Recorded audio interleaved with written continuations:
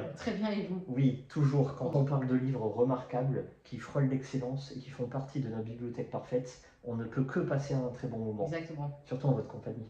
Oh, on la vôtre aussi. Merci. Bon, alors, de quoi parlons-nous ce soir? On va parler de Les Mille et une vies de Billy Milligan Oui. par Daniel Keyes. C'est un bouquin qui a quand même un peu de temps, hein. Il a été publié. Qui a vécu chez moi aussi. Oui. Oui, il a été publié en 1981 chez Calman Levy à la base. Très bien. Donc avant de rentrer dans le vif du sujet, qui es-tu, Daniel? Daniel, c'est un auteur américain qui est né en 1927 à Brooklyn, à New York. Il est malheureusement décédé en 2014. Très bien. Il a écrit un autre roman qui est très connu, Des fleurs pour Algernon. Oui. Moi, j'avais lu, pas vraiment apprécié. C'est vrai qu'il a été beaucoup adapté. Ouais, succès mondial. Moult fois réédité, adapté, porté à l'écran, etc. Bref, tout le monde connaît, pas la peine de rentrer dans ce détail-là. Passons plutôt à Billy. Exactement, et il y a suffisamment à en dire. Oui. Le genre? Le genre, roman psychologique, thriller, biographie. Très bien. Donc, alors, avant de rentrer dans le pitch, qui es-tu, Billy Milligan? Billy, donc c'est une personne, hein, un homme qui a existé, qui à la base s'appelle William Stanley Milligan. Oui. Voilà, il est né en 1955 et décédé, je crois, en 2006.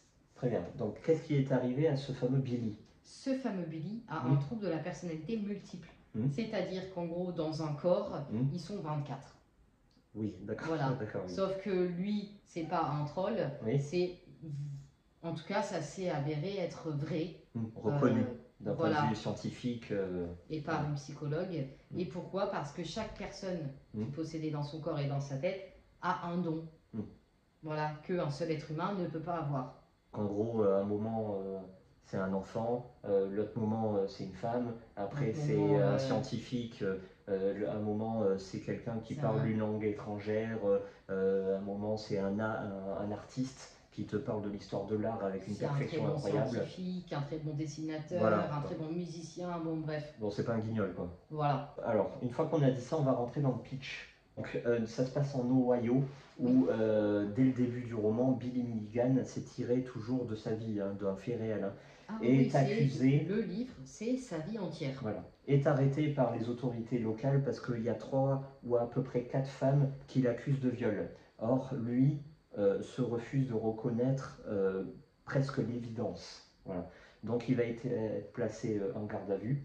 Et le juge va faire intervenir un expert psychiatre, une experte psychiatre, pour savoir qu'est-ce qui se passe avec ce type-là.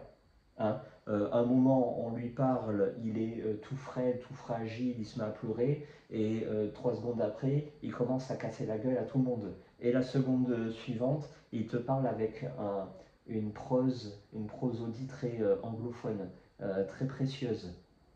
Très stylisé. Oui. Voilà. Donc on se pose des questions et l'expertise va commencer avec en ligne de mire son procès, tout simplement. Est-il coupable ou va-t-il être jugé fou et donc non responsable de ses actes? Mais pas pour autant libéré, attention. Ah bah non. C'est soit la prison, pour le guérir. Soit les soins. Ton ressenti, s'il te plaît. Forcément, moi j'ai adoré. Je connaissais Billy depuis un petit moment. Et quand j'ai lu, c'était trop bien. Voilà. Daniel a forcément trop bien décrit sa vie. Tout ce qui s'y passe, on comprend très bien. Bon, le mieux, c'est de quand même... Pardon, oui, très important. Faire une petite fiche pour regrouper ses personnalités. Oui, pour les 24. Bien suivre. Voilà, parce qu'il y en a des prénoms là-dedans, du coup. 24. Voilà, 24. Voilà. Et encore, de ce qui se dit, il serait possible qu'il en ait plus. Mais genre, ça serait possible que la psychologue n'ait pas eu affaire à toutes ces personnalités. Oui. Et les 24 personnalités mènent leur propre vie. Hein. Ah oui, hein, oui, totalement. Ça n'est pas le coup d'une seconde, je dis 3 phrases et hop. Voilà. Non. Donc pourquoi il en est venu à se dispatcher autant? Parce que forcément, il y a eu un malheur dans sa vie. Oui, on peut annoncer. Il a été clairement maltraité. Lui-même a subi un viol quand il était enfant. De la part de son beau-père. Voilà. Donc du coup, pour échapper à la souffrance, son esprit s'est scindé en deux. Billy, lui-même, et un autre enfant qui, lui, subissait toutes les maltraitances pour absorber la douleur. esprit fissuré, et donc mécanisme de pensée qui fait que à chaque fois qu'il y a traumatisme, quelle que soit la nature, hop, nouvelle personnalité. Voilà, très bien. Il y a ce côté indésirable de ces personnalités qui fait que quand il n'en a plus besoin, elle s'en va. Est-ce que c'est la voie de la guérison du coup? Sauf que non, parce qu'il peut y avoir une autre situation où il va être tellement mal à l'aise que hop, nouvelle personnalité qui apparaît pour se sauver de lui-même, en quelque sorte. Parce qu'évidemment, à chaque fois, c'est une mise en danger. Voilà. Physique. Oui. Oui. Qu'est-ce qu'on peut en penser, sachant que bon, c'est un fait réel, on n'y croit pas après. Il y en a pas mal qui disent que il est juste fou, il a réussi à se sauver devant la justice comme il a pu. Bon, maintenant il faut le prouver, il y a bien des preuves qu'il s'est dessiné comme un pro, qu'il sait compter beaucoup plus que 2 plus 2, qu'il sait... voilà. De toute façon, la justice américaine a tranché. C'est pas une intrigue ouverte. À la fin, on a toutes les réponses. Ah oui, évidemment. Voilà, donc, quand vous vous engagez après dans la série The Crooked Dead Room, vous savez comment ça allait finir. Sur quelle plateforme? Apple TV. Voilà, donc on va faire le retour. Oui, on sait forcément comment ça va finir. On n'a même pas de questions à se poser. Mais bon, la série, on fera le retour plus tard. Oui. Non, il faut le lire. Franchement, si vous aimez Billy, j'ai envie de dire, faut y aller. Moi j'ai beaucoup aimé. Vous êtes intéressé par la maladie mentale. Pourquoi j'ai beaucoup aimé, voire vraiment aimé, c'est parce que c'est une histoire que l'on ne rencontre nulle part. Ah non. Il y a un seul bouquin qui parle de ce sujet-là avec autant de brio, c'est celui-ci. Une histoire totalement originale, totalement inattendue. On ne sait pas du tout dans quoi ça va partir. Très bien décrite, notamment toute la fin. Moi j'ai adoré, vraiment le mot est pas trop fort, toute la partie du jugement. Ah oui. La dernière partie au tribunal qui dure sur des jours et des jours, des témoignages, là, toute la procédure est incroyable. Pourtant on pourrait se dire, bon c'est du droit, ça saoule. Non, là c'est palpitant. C'est ce que j'ai préféré. Très bien. À savoir que, attention, cette maladie, elle est extrêmement rare. Oui. Extrêmement rare. Oui. Et que la personne ne peut pas savoir qu'elle l'a. Très bien. Voilà. Parce qu'on voit passer sur les réseaux. On vise personne. Pas du tout. Nous, on n'aime pas la polémique. Et non, mais sur nos réseaux sociaux, on voit moult personnes qui déclament être possédées par plusieurs personnalités. Voilà. Non, à la limite, tu peux être en dépression. Oui, voilà. À la limite. Ou t'inventer une vie. Mais prendre cette maladie pour buzzer, c'est non. Sachant qu'en plus, quand tu sais ni dessiner, ni peindre, ni compter 2 par 2, tu peux pas avoir cette maladie. Tu as forcément un truc en plus en toi. C'est sans personnalité, et monsieur sur les 100, aucune ne sait faire quoi que ce soit de ses 10 doigts. C'est dommage. Voilà, et il y en a plein sur Facebook qui battent les 24 personnalités de Billy. À savoir que c'est le seul aujourd'hui à être connu pour en avoir 24. C'est énorme. Oui. Et il y en a qui te sortent, moi j'en ai 180. Waouh. Oui.